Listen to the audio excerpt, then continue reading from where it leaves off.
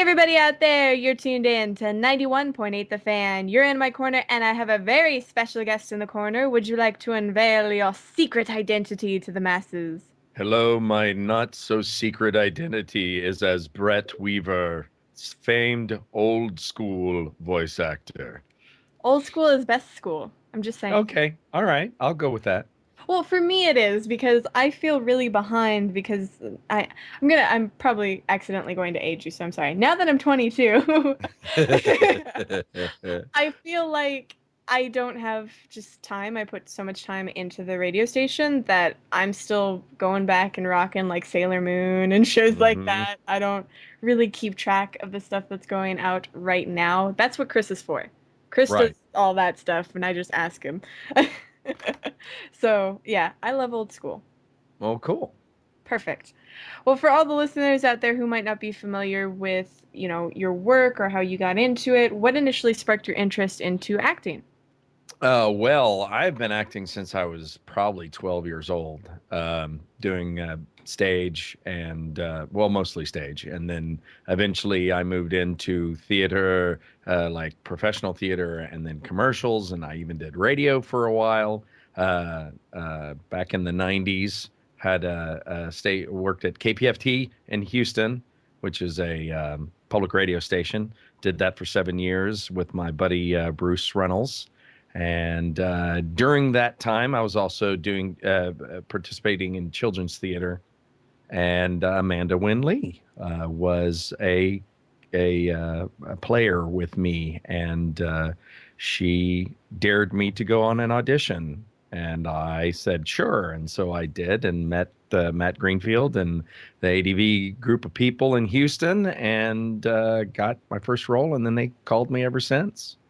Which is always a plus because I believe one of your first roles was in Gunsmith Cats. Gunsmith Cats. I was Washington. I absolutely love that series just because it's so like it's funny but realistic and the setting isn't like typical Japan. hmm Really, the whole reason for that show was for that Mustang GT, just so you can have like, was it Kanoda? Who was the guy who created it?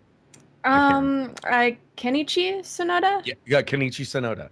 Yeah, I think he just really dug the car, and he's like, okay, I'm gonna write a whole show around this car. And because I mean, it's almost drawn as lovingly as the Enterprise is filmed in the Star Trek film. So Well, I feel like that with All My Goddess. I am the name of the creator escapes me right now, but the main character loves motorcycles, and I feel like every time there's like a motorcycle like spotlight in the corner of like every chapter. yes. So, yeah, I can totally understand that. Car love is great. I'm okay with that.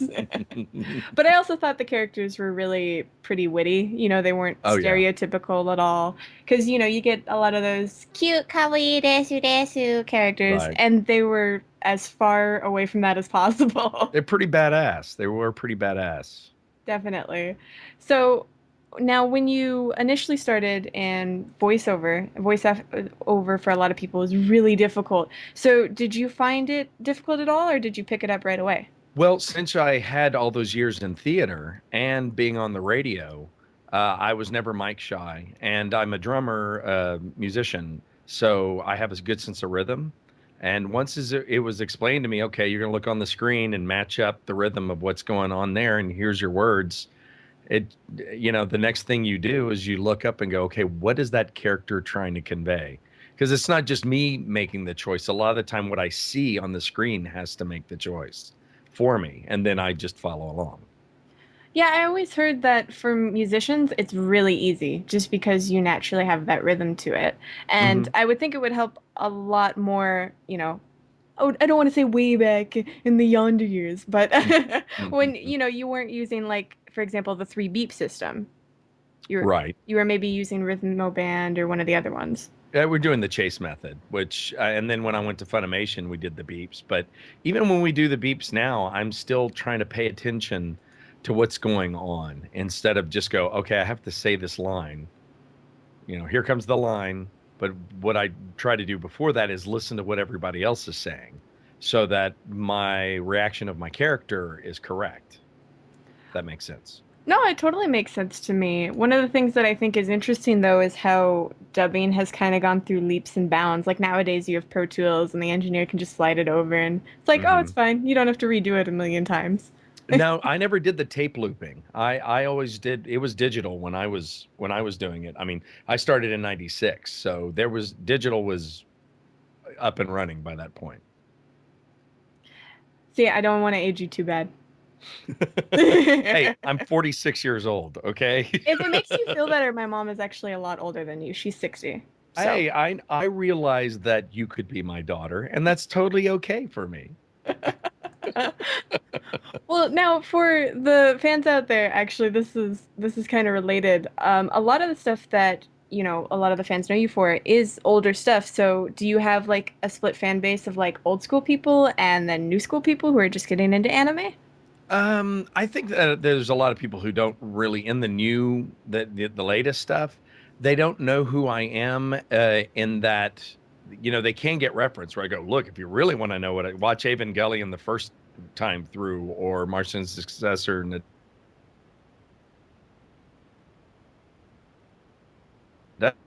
or hey, they're like, well, but which Pokemon are you? And I'm like, no, I'm not a Pokemon. And they're like, okay, well, you're in Full Metal Alchemist, weren't you? I'm like, yeah. They're like, oh, what big character are you? I'm like, well, okay. Did you watch One Piece?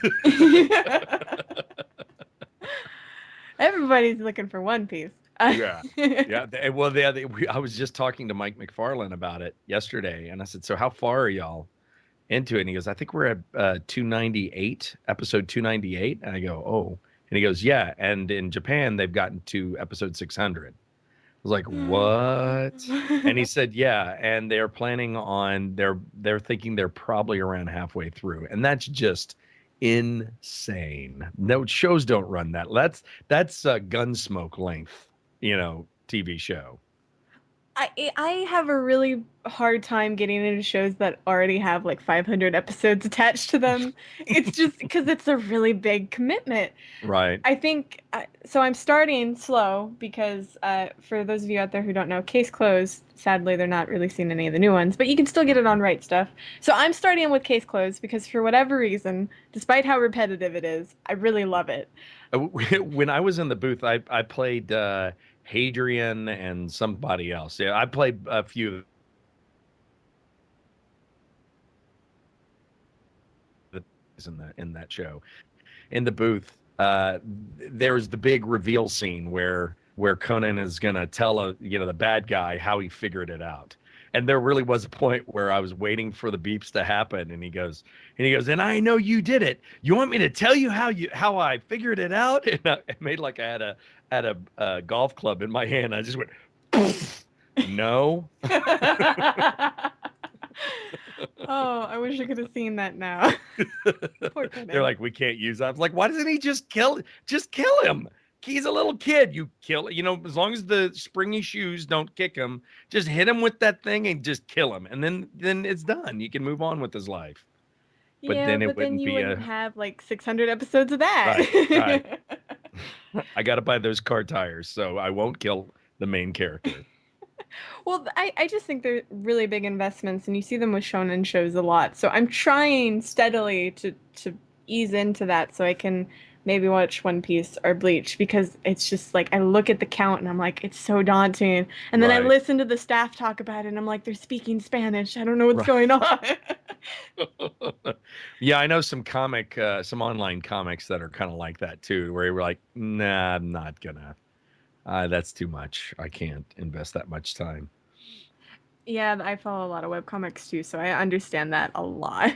Though I thought it was funny you brought up, which Pokemon are you? Because that's how I still have to explain it to my mom. Like, she doesn't know the difference between anime, so I have to be like, it's like Pokemon, Mom. It's just like, it's all Pokemon. Yeah, it's all Pokemon. It's There's all, no other kind of thing that it possibly could be. It's all just yes, and I learned something that day. it's all Pikachu. She knows Pikachu and Yes. Butterfree, and that's it. It's okay. I don't know many past the 300? I don't even know how many there are in Pokemon now. Oh, tons of it, tons of it. I feel like I just can't keep up anymore with you whippersnappers. I've been very happy that the last couple of shows that I've done have been a little bit deeper. I just did a show called The Intrigue at the Bakamatsu. Chris Ayres directed that, and I think it's a Sentai Works show, and it was a good little show with intrigue, obviously, because that's in the title, and interesting characters and a good story arc, which is what I love. That's what I want to do. So that was really cool. And from what I understand, the setting for that show is really interesting too. Yeah, it takes place in I think it's the Edo period, if I'm correct, and the British are kind of took over a little bit and are pushing their way around, and there's stuff that's happening, and my character's a racist, so that's pretty cool. Hey, that's a way to get out all your frustration. Yes, just you know what? The whole excuse for my character is, he's a racist. What are you gonna do?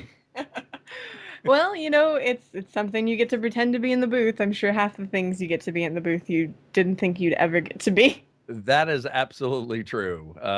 Let's see, what's the weirdest one? When I got to be Moogie from in Cutie Honey, where I got to be a big cat. That was fun. That was a lot of fun to do. They should have given you kitten ears while you were in the booth. I'm sure that would have been Funny, adorable. funny you should say that. But yeah, I did wear the kitten ears, and bought them myself because to get the motivation of being a good actor, sometimes you have to start external to go internal. So put the cat ears on. Well, the plus there is that when you go to a convention, you can bring them to the convention and there's your cosplay. That's right. That's right. Though one year they had me put on. I know there's a picture out there somewhere of me dressed as. Oh God, I don't even remember what it was. It was. I can see the character, and I don't even remember what it was because I didn't actually play it. They just said Greg Wicker, who's one of the con guys who does game shows. He just grabbed me in the hall when I'm walking from the pool, and he's like, "You're gonna put on a costume and come out here, and people are gonna pay money for you to dance around." I was like, "Do I get a cut of that?" He goes, "No, it's for a good cause." I'm like, "Okay." And so yeah, I was out with these big floppy ears and a big zip up costume, and it was funny. I'm not gonna lie, when you described that job description, all I could think of, because I'm from Las Vegas, I'm like, they wanted you to be a stripper at a convention. Yes, no, I've only done that once. That was for a show here in Austin, where I got to sing or do a duet strip with to the song "Start Wearing Purple" by Gogo Bordello. So that was fun. But the trick to it was I wasn't didn't I was in boxers in the end, and I got to keep the breakaway pants. So I'm feeling good about that. Hey, you never know when you need breakaway pants. That's exactly what I said. You never know when you need breakaway pants. It's Well, it's really a rule to live by.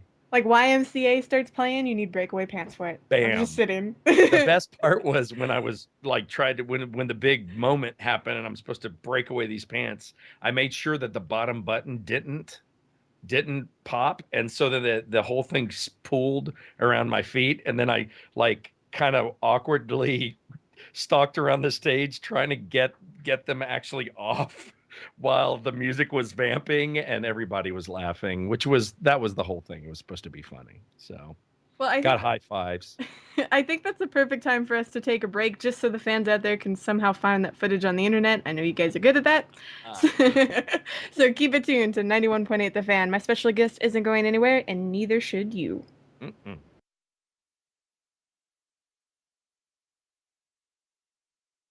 Hey, everybody out there, you're tuned in to 91.8 The Fan, and I hope you're still listening, because if you weren't, you wouldn't hear me right now, and that would be disappointing, and you wouldn't hear my special guest, who I hope is still alive. And so I said that, look, the way water works is that it flows down Wait, what are we talking about? Are we on again? I'm sorry, Jackie. It's fine. It's fine. I'll just let you continue. You can teach them about water. It's I not a have big. no idea. I'm just making stuff up. Why is the sky blue? No. Well, it's because that there's a color shift when the light comes through, and so what's left is what you see, and it's actually a reflection. And oh, you were just, I'm sorry. It's fine. It's fine. Everything's okay. I know things. Well, for the listeners out there who want to know things about you, are there any places they can stalk you on the internet in a nice way? Yes, you can come to my wife and I's production site, which is big-truck.com, bigbigtruck.com. And of course, I'm on Facebook as Brett Weaver. Uh, I I only talk about random things. Really, the thing that I've been doing more. And then you can come to the podcast website of our On Hold podcast that my buddy Bruce and I do called. Oh weightlesspodcast.com. Weightless, like no weight. And there you will find music that he and I like to put together and mix down like old school 90s radio with new music and stuff. And then us talking about things. And let's see what else. Then there's tjandamall.com, which is my wife's comic book website.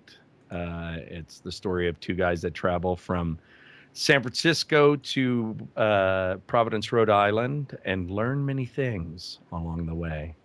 I think that just because we came back from a break and you got to sound a little bit stupid, I'm going to sound stupid. I read that comic all the time, and I had no idea that that was your wife. Yeah, that's right. Yeah, we've got books 1 and 2 out, and we're working on book 3 right now. But you can read everything that we've got done if you go to the site there. Now, just so people know, it is a mature comic, but Yes, it is. it's very realistic. Like the dialogue is really well made, and so yeah, that was a surprise for me because I researched you and not your wife. Well, that makes me actually feel pretty cool then that because I thought really originally I thought that I was being contacted to help push the comic book, and I'm like I'm totally okay with that because I'm the semi-editor of the comic, so I help her with pacing, the jokes, and just the overall part. Well, I learned something new that I should have known beforehand. Oh, well, that's okay. It's good. It's good that you get to discover things. You get to be surprised, just like the listeners. Yes. Well, for the listeners out there who don't, they want to pick up some of your latest projects in terms of voice acting, is there anything else that you're working on that you can talk about, or anything that recently came out that you want them to know about? Let's see. If you like to play the video games, I'm the narrator on a game called Smite, which is, you know what? Let me look up what the game. The wonders of the internet. Yes, it is. Well, it's High Res Studios. I know that, and I'm the narrator for that. So, like, you have been slain. If you like beating each other up as gods, that would be the game to play. I just did some Dragon Ball Z Kai, which that was fun. Actually, I did that yesterday. That was why I went up to see uh, Chris, and then I don't have really anything else that I can talk about right now. Well, we don't But want you to get killed by ninjas. I know how that is. yeah, you know what? The thing about ninjas is they're really more afraid of you than you are of them. Really, they're fairly harmless. Do you just flick them in the face when they get close? Well, they pretend to be hedge most of the time, and you just say, "Look, just get away. Just, I can see you, dude." And they're like, "No, you can't. We're hedge." Why is there a random box outside of my lawn? And there's an exclamation point over the top. That's just weird. Yeah, I think they need to go back to school. Ninja school, you know. Yep. Anyway. Well, for the fans who want to see you at events, the really brave ones that will glomp you, but they'll ask first. Is there Yeah. any events that you're going to, any conventions or anything like that? Oh, I'm going to be at Comic Palooza in Houston, Memorial Day weekend. There once most of the stuff that I'm doing right now, once again, is just to promote the comics. So, if you see EK Weaver and that she's going to be there, guess what? I'm going to be right next to her.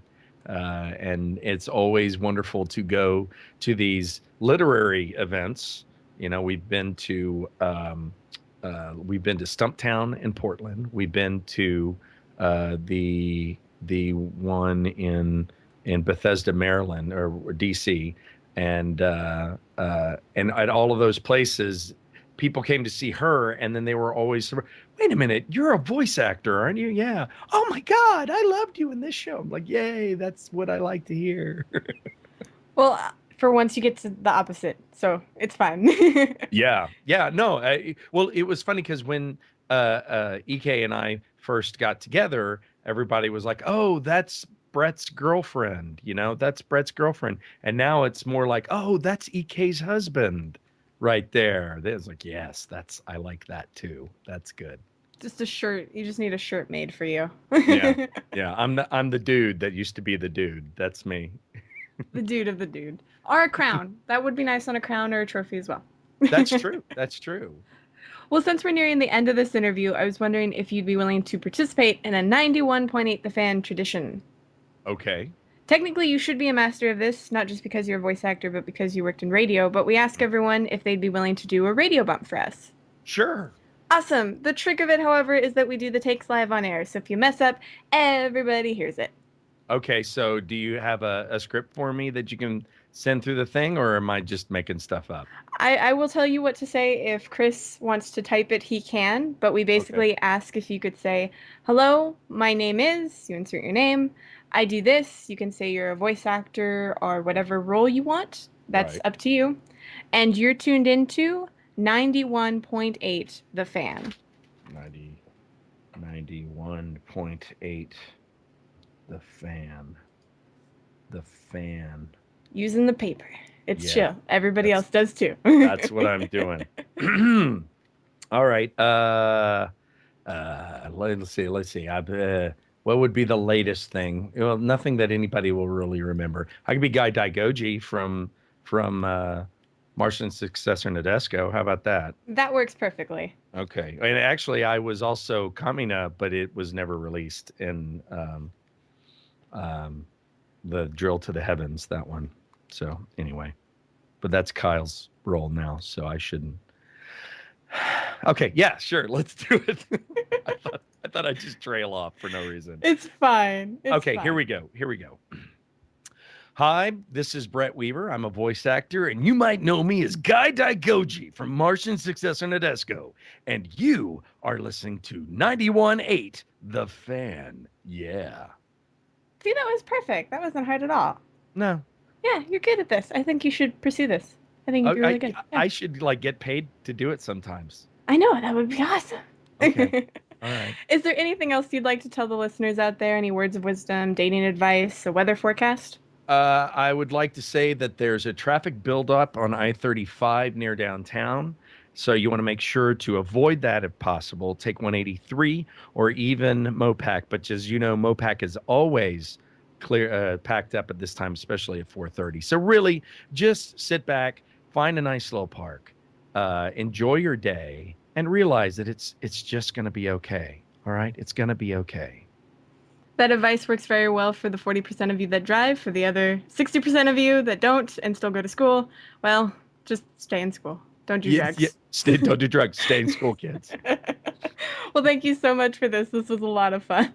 Sure, thank you. I enjoyed myself. And for any of the listeners out there that missed any of this interview, don't fret. You can find it on the website within the next few days. So keep your eyes peeled to 918thefan.com and your ears tuned to 91.8 The Fan because we're giving away a free code to cloud phobia in the next 30 minutes. Oh.